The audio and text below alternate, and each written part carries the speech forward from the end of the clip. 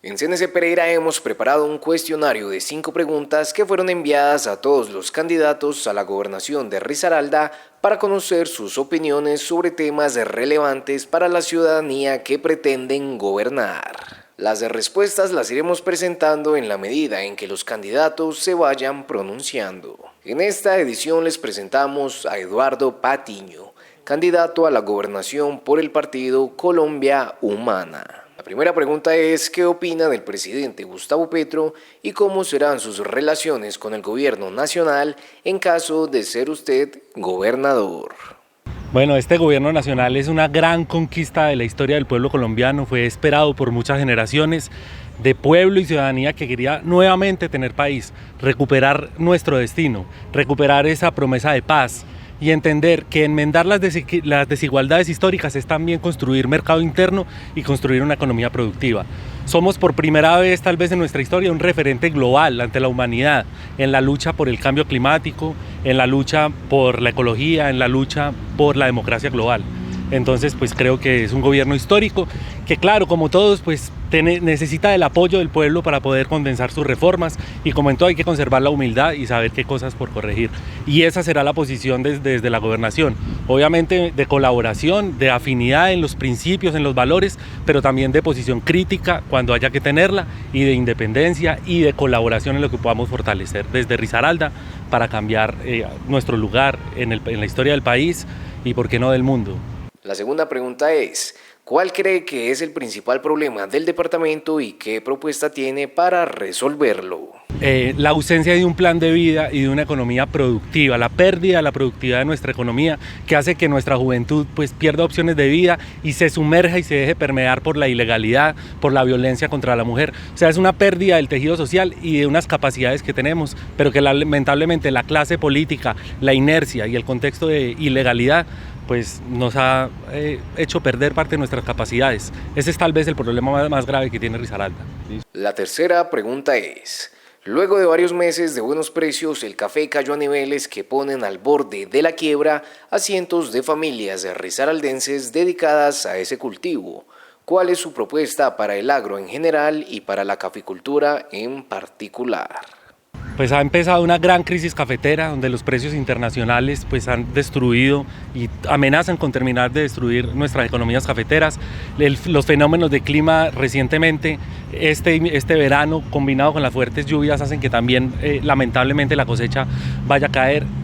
Los cafeteros han reaccionado, están pidiendo, y los vamos a acompañar en eso, participar en la cadena de valor, y a eso es a lo que vamos: tierra, saber y crédito, y es una participación del Estado en la caficultura, promoviendo la economía asociativa, promoviendo que los procesos grandes de industrialización del campo, como la plataforma logística Eje Cafetera, tenga como prioridad al pequeño productor. La apuesta es por la soberanía alimentaria, por la asociatividad y también por la participación del Estado con capital de riesgo. O sea, no solamente dar el crédito, sino participar en los proyectos productivos con capital de riesgo y con tierra, para que sean exitosas y podamos recuperar la rentabilidad del agro. La cuarta pregunta es: en el último año se vivieron episodios de inseguridad en el occidente risaraldense por una supuesta presencia del ELN. ¿Cómo enfrentaría esa situación en caso de llegar a la gobernación? El conflicto en Risaralda se ha invisibilizado. Tanto lo que fue y lo que golpeó a los pueblos del territorio de Occidente, y sobre todo el pueblo en Vera, principios del siglo XXI, la primera década, como lo que ha sido la infiltración de la violencia urbana en nuestra juventud, en nuestra área metropolitana. Estuvimos hace poco en una mesa sobre el conflicto y hay que volver a hacer una memoria del conflicto en Risaralda, donde los actores políticos que participaron de él también apoyen a la construcción de paz.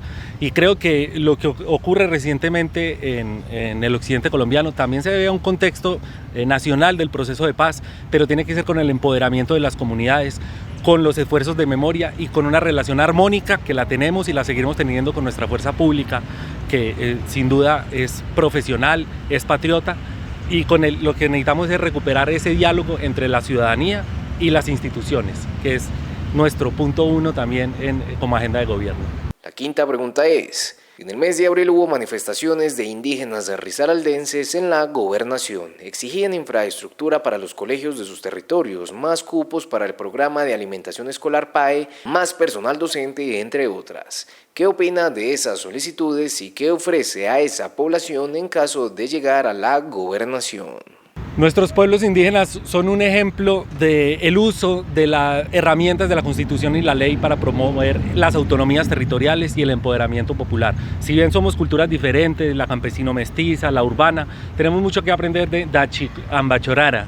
Yo soy un emberhablante, Mudai, Machira Eme, Gobernabarí, Gobernaburuma. Vamos a gobernar con ustedes, hermanos mayores, entendemos sus reivindicaciones, sabemos que la crisis educativa no es solo del pueblo embera, vamos a decretar la crisis educativa, la emergencia educativa en los primeros 100 días de gobierno, porque la plata que se han robado y las falencias en infraestructura, en personal de apoyo y sobre todo la reorientación, como ha venido siendo política nacional, del programa de alimentación escolar para que sean las juntas de acción local, la producción agroecológica local, la que pueda abastecer estos mercados. Vamos a recuperar las cocinas dentro de los colegios, no tienen por qué seguir llegando en cajas.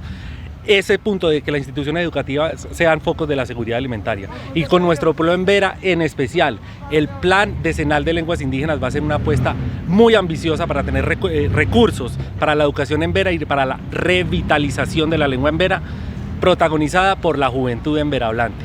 Entonces, Mudayome, Gobernabarí, Mudayambachorara, aquí tenemos un risaraldense más, un Capunía Dauchoma, para gobernar con ustedes los pueblos embera. En nuestras próximas ediciones les presentaremos las respuestas a estas preguntas de los otros candidatos.